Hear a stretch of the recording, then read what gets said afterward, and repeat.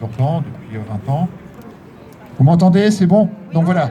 Je suis très content qu'il y ait du monde, beaucoup de monde. Donc il faut que la mobilisation se poursuive et se développe, hein, bien évidemment, parce que l'échéancier est très serré. Et je dirais que la date fatidique se rapproche, hein. C'est fin juin, tout début juillet, donc autant dire demain. Il y a un jeu institutionnel qui est en cours, hein, donc il a lieu actuellement Blanche de Castille. C'est déjà bien huilé, tout est réglé d'avance, tout est écrit d'avance. Le reste, c'est de la représentation et de l'affichage, mais voilà. Si on laisse faire le jeu institutionnel, le projet tel qu'il a été présenté, hein, qu'ils appellent un pré-projet, sera voté et passera comme une lettre à la poste. Donc, qu'est-ce que ça signifie, ce pré-projet, enfin ce projet, donc, de la direction et de l'ARS? C'est encore des fermetures de lits. Donc, en pleine pandémie, on ferme des lits. Bon, voilà, comme vous le savez tous, la situation sanitaire du pays est catastrophique actuellement, à ce jour. Les hôpitaux ont une grosse difficulté à contenir la pandémie parce que l'hôpital public était victime d'une politique de fermeture de lits et de baisse de moyens depuis plus de 20 ans. Donc on en voit les conséquences, des morts, des patients très gravement malades avec des séquelles, et l'impossibilité de les soigner correctement dans les années à venir. Donc pour empêcher cela, il faut empêcher la fermeture des lits, il faut empêcher la baisse des moyens alloués à l'hôpital public. Donc là, actuellement, ce pré-projet prévoit quoi? De transformer le site de Dourdan, l'hôpital de Dourdan, en hôpital de proximité. L'hôpital de proximité, c'est régi par une loi, la loi Ma Santé 2022, qui a été votée au Parlement en 2019, en juillet. Donc ça signifie dans ces textes, c'est la loi, c'est réglementaire, dorénavant, que l'hôpital de proximité n'assure que des soins de suite polyvalents gériatriques et des consultations et un vague accueil de premier recours. Mais il n'y a pas de service il n'y a pas de spécialité dans cet hôpital. Donc pas de pédiatrie, pas de maternité, pas d'obstétrique, pas de chirurgie, pas de soins critiques et même pas d'urgence. Bon. Après, il y aura des dérogations, comme l'a dit un des membres du comité. Les dérogations, on sait ce que c'est, on ne sait pas ce que c'est en fait. On ne sait pas ce que c'est parce que les décrets d'application portant sur le fonctionnement des hôpitaux de proximité ne sont pas encore parus.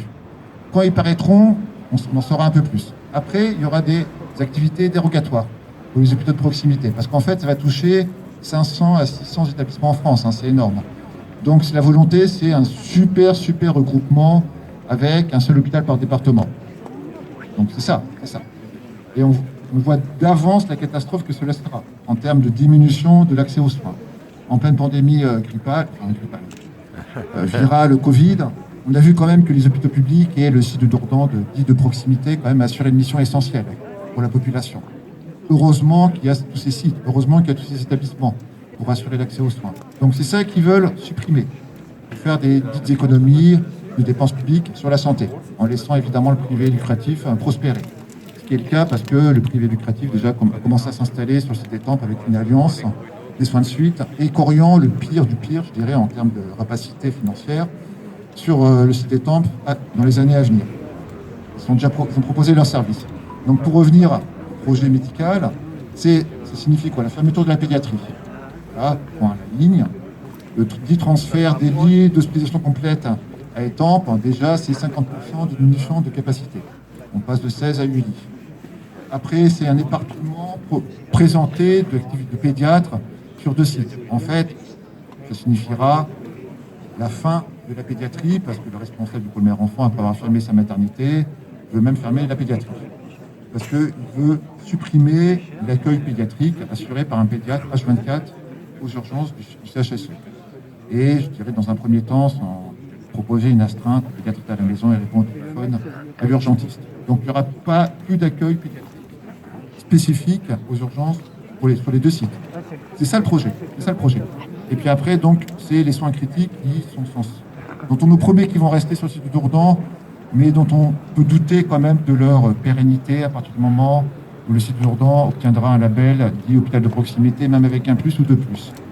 Et puis après, évidemment, c'est la fin des urgences dites générales, et c'est le grand danger d'une perte d'attractivité du site, avec l'impossibilité de recruter des médecins et des soignants. Donc contre cela, il faut se battre. On a commencé.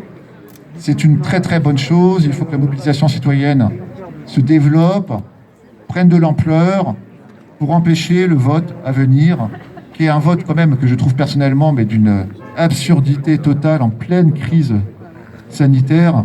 Comment peut-on voter un projet médical en pleine crise sanitaire?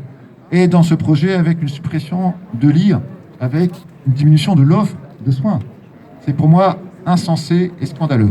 Donc, il est tout simplement impossible d'écrire un projet médical actuellement qui engage l'avenir. On ne sait pas quel sera l'avenir sanitaire dans notre pays et dans le monde. On ne sait pas encore. Donc, vouloir le faire voter à toute berzingue, je dirais, dans un mois, dans 2 mois, ce n'est pas possible. Ce n'est pas possible. Mais il faut bien comprendre que ce projet a été écrit il y a déjà des années, il y a plusieurs années. Donc, c'est ça qu'ils veulent passer. Ils ont été empêchés par la crise sanitaire au début. 1 an après, ils veulent aller encore plus loin et plus vite. Donc, c'est ça qu'il faut empêcher. Voilà. Merci.